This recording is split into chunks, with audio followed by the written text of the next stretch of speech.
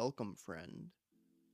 If you found your way here, it probably means your brain is a little too busy tonight. Maybe you've tried counting sheep. Maybe your thoughts are racing. Or maybe you just need something really boring, yet oddly fascinating to help you drift off.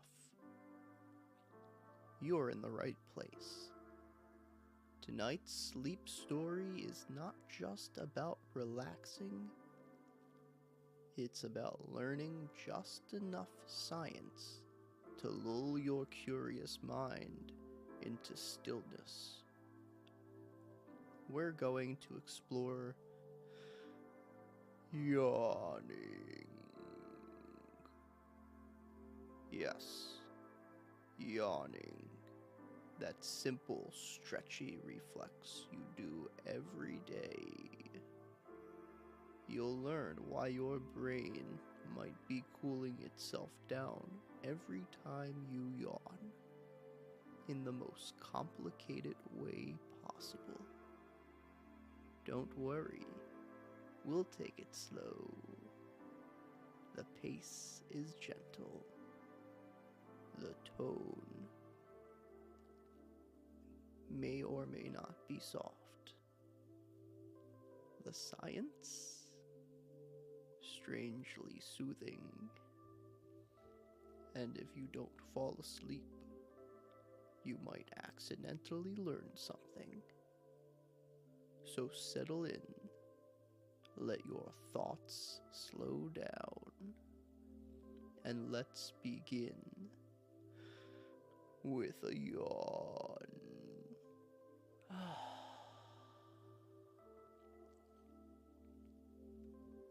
Yawning is a reflex, an involuntary action initiated without conscious effort.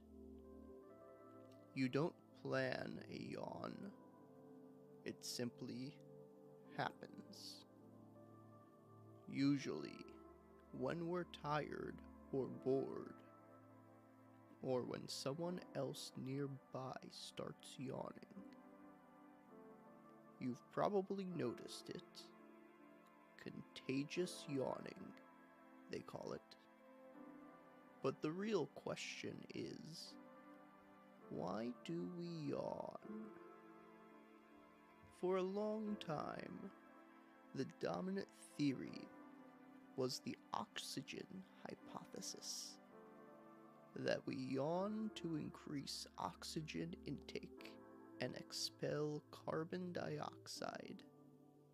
However, that idea has largely fallen out of favor. Modern research now leans towards something quieter, more subtle, more thermal. Yawning might help cool the brain. To understand this, we need to talk about neurophysiology. Your brain is a metabolically active organ.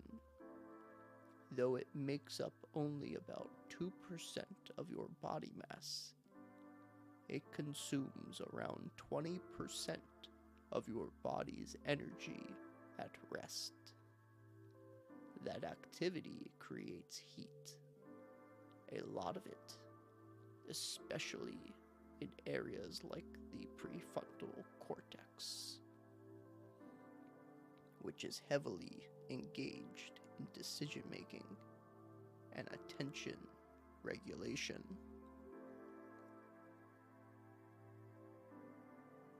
And like any high-performance machine, your brain must manage that heat. Unlike your skin, which can sweat, or your lungs, which can pant, the brain is housed within the cranium, a rigid container that offers limited avenues for direct heat exchange. So how does the brain thermoregulate? Well, through a system of cerebral blood flow, cranial venous drainage, and possibly yawning. Let's take a closer look. When you yawn, several things happen simultaneously. You open your mouth wide. You take a deep breath with slow inhalation. You stretch your jaw and facial muscles. And you increase blood flow through the internal and external carotid arteries. This movement causes a chain reaction. The jaw stretching activates the muscles around the temporomandibular joint, which are closely connected to the pterygoid venous plexus, a network of valvulus veins. These veins interact with the cavernous sinus, which plays a role in regulating intracranial temperature. So as cool ambient air is inhaled and venous blood drains from the face and the skull, the brain may experience a slight but significant drop in temperature, like opening the window in a stuffy room. Studies in thermographic imaging show that yawning correlates with reductions in cranial temperature, particularly during transitions from wakefulness to drowsiness. Birds, rats, humans.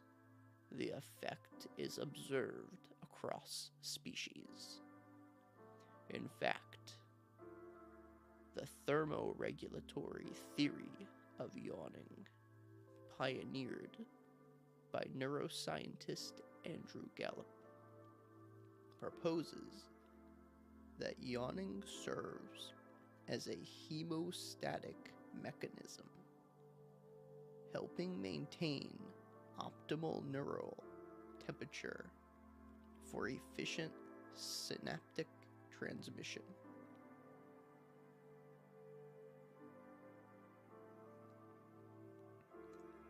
So when your brain starts to heat up, whether due to fatigue, boredom, or cognitive overload, it may initiate a yawn to cool down. Think of it as the brain's natural air conditioning system. There's even evidence that the duration and intensity of a yawn can be modulated by the external environment. In hotter conditions, yawns are suppressed. In cooler environments, they are more frequent and pronounced. Isn't that curious? It suggests that yawning isn't just social mimicry of a boredom cue. It's a deeply embedded regulatory reflex, a nervous dance of cooling and calming.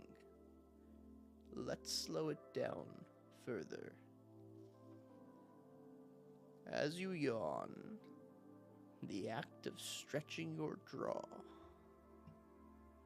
also stretches the myofascial system around your face, neck, and even your thorax. This can activate the parasympathetic nervous system, the rest and digest part of your autonomic system. heart rate decreases, muscles relax, the vagus nerve is stimulated. This is your body's way of telling itself it's safe to rest, to let go. Now, let's talk about contagious yawning. Why do we yawn when someone else does? Some researchers suggest it involves mirror neurons, specialized cells in the premotor cortex and inferior parietal lobe that activate when we observe others perform an action.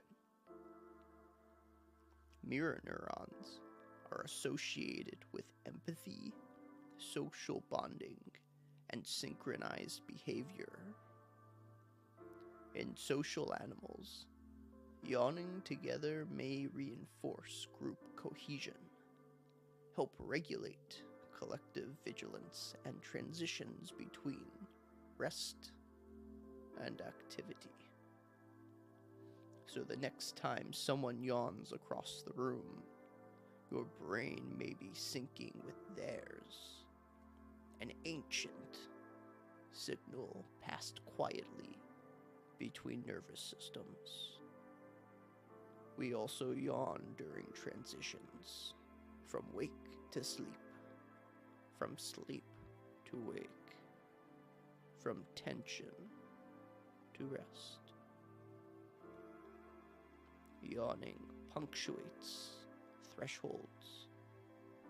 It signifies a neurological reset, the shifting of states.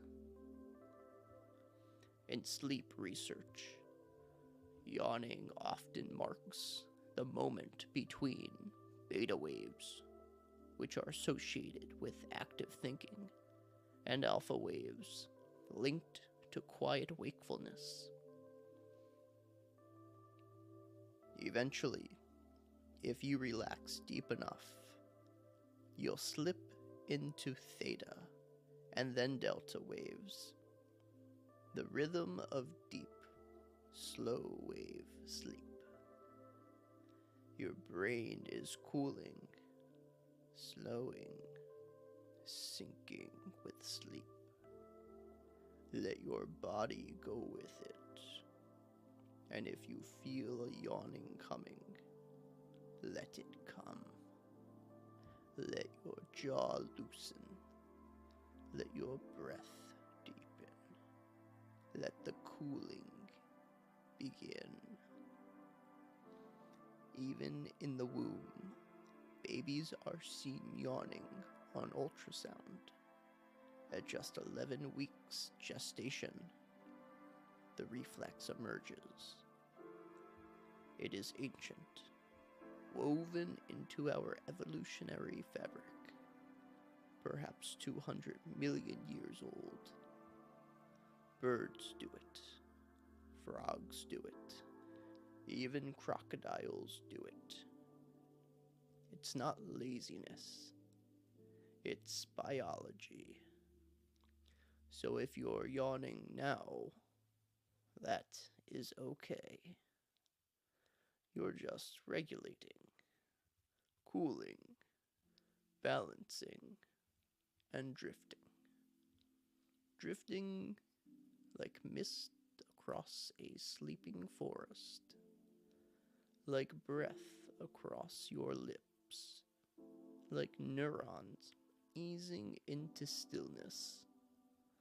As your thoughts fade and your brain settles, let it all happen. You've spent the day solving, thinking, doing. Now you are simply being. A brain at rest. A body in balance. A gentle yawn as the curtain falls on consciousness. Let yourself breathe. Let your mind wander. If you forget everything you've heard tonight, that's perfect. It means sleep is near. Sleep finds you like a breath, like a breeze, like a soft, ancient reflex, cooling the fire of your mind. Good night, good brain, good breath, good yawn. You are safe. You are still. You are enough. And maybe one more yawn before the dream begins.